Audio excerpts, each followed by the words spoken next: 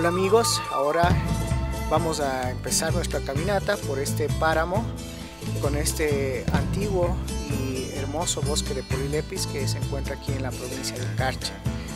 El Polilepis es un árbol ancestral muy difícil de replantar y de crecer, y en donde vive una especie de ave que se llama el picocono gigante, bellísimo, rojo por adelante, gris por atrás con un parche blanco en la cara, muy bonito.